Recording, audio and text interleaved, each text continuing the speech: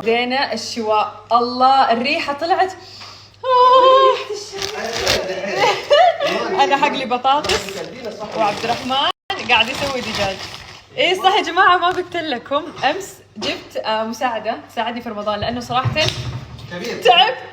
بالكرف، تعبت من النفخ، تعبت.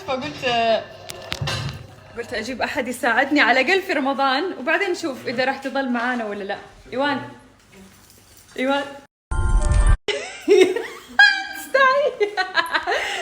استحي يلا خلاص خليك.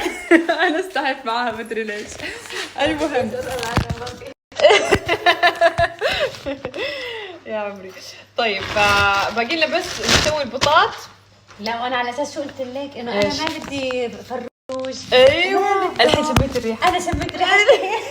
والله قلت لك ترى بس مجرد الدجاج هذا حلاوته، مجرد ما تشم الريحه تشتهي عليها كذا، تحس كذا رحلات وحركات. يلا تعالي نراقبهم عشان ما نشوف ما يحرقوا الاكل. لا احنا كان بده يشوي. والله يمكن على الاغلب. اوكي حلو. كيف يشوي؟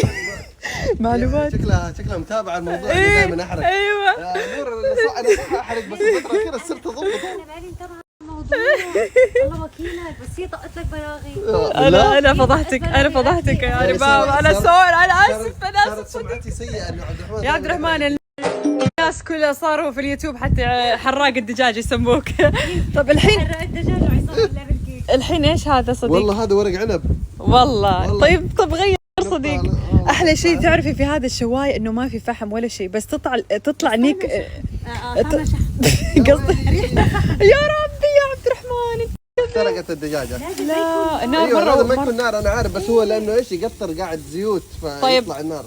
اوكي يعني بدك عصام شاطر بالشغل. وينه عصام؟ على شوف انا الأصفر. حقفل كذا، يا تطلع لكم محروقه يا تطلع لكم مضبوطه. خلاص عندنا بطاطس، عندنا ذره، عندنا سلطه. في احتياطات. في احتياطات.